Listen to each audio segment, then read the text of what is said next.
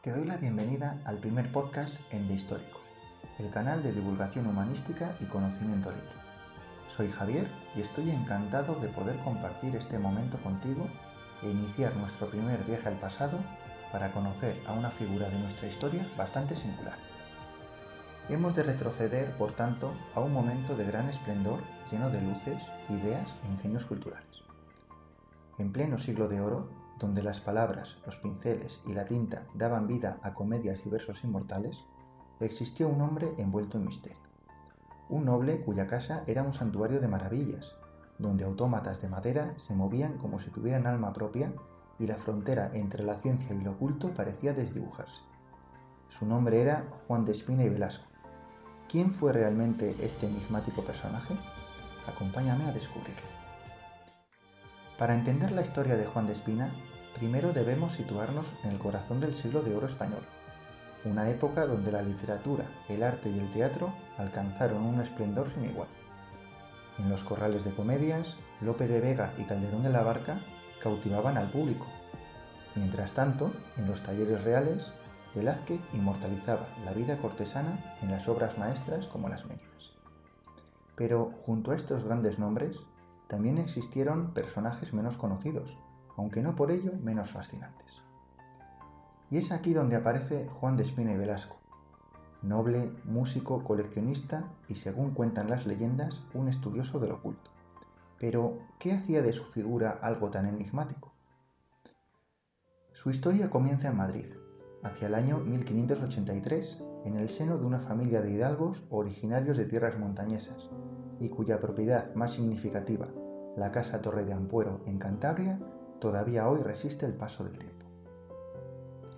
Desde su infancia fue criado y educado en las diversas artes culturales y militares propias de su rango. Pronto demostró tener una fascinación hacia el conocimiento en varias de sus áreas, especialmente las matemáticas, la música, el arte, la astronomía e incluso lo esotérico. Y aunque su deseo inicial fue dedicar su vida al campo artístico, terminó ordenándose sacerdote por mandato real. Y aunque puedas pensar que tal decisión pudo ser un freno para sus aspiraciones, nada de eso. Quizás el destino le puso en un camino ideal, gozando de ciertos privilegios y una renta estable para dedicar gran parte de su tiempo a la exploración del conocimiento que tanto le fascinaba. Su residencia en Madrid se convirtió en un verdadero gabinete de curiosidades, por lo cual recibió el apodo de la Casa de las Maravillas. Y no era para menos. Se decía que en su interior albergaba ingenios mecánicos que desafiaban la lógica, autómatas de madera que caminaban por sí mismos, fuentes que brotaban sin fin y puertas que se abrían al pronunciar palabras secretas. Pero ¿eran solo ilusiones o verdaderos prodigios de la ingeniería? Algunos relatos incluso aseguran que grandes figuras como Lope de Vega o Quevedo fueron testigos de estas exhibiciones. Imagínalo, una sala tenue, iluminada por candelabros, donde una figura mecánica cobra vida ante la mirada atónita de los invitados. La línea entre la realidad y la fantasía nunca fue tan delgada. Quizás uno de los elementos más valiosos de su colección fueron los conocidos como Códices Madrid I y Madrid II de Leonardo da Vinci, dos manuscritos llenos de estudios científicos, mecánicos y artísticos del genio renacentista. Estos documentos, que habían pasado por varias manos tras la muerte de da Vinci, llegaron a la colección de Espina probablemente a través del escultor Pompeo Leoni, quien los había adquirido unos años antes.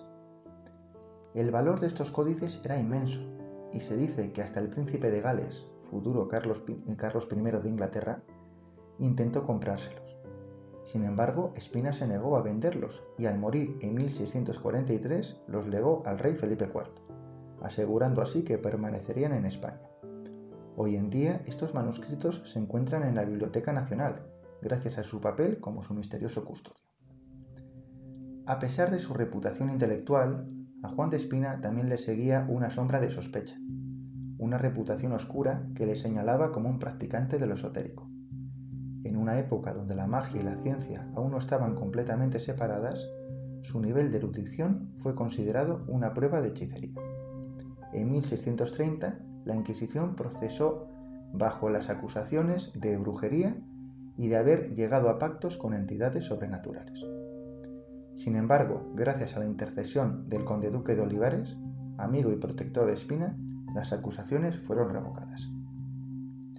Pero al final, ¿quién era realmente Juan de Espina y Velasco? ¿Un inventor genial, un ocultista o tal vez ambas cosas? Lo cierto es que su historia sigue envuelta en misterio y fascinación, como un ejemplo de aquel siglo de oro que tanto nos dejó. ¿Y tú, qué opinas? ¿Crees que los autómatas de Juan de Espina fueron fruto de la ingeniería o de la magia? Te invito a comentar tus inquietudes y opiniones en los comentarios del canal, así como en las redes sociales del mismo, que te dejo en la descripción del podcast. Y si te ha gustado este relato, no olvides seguirme para más episodios sobre los grandes enigmas de nuestra historia. Gracias por acompañarme y nos vemos en el siguiente viaje.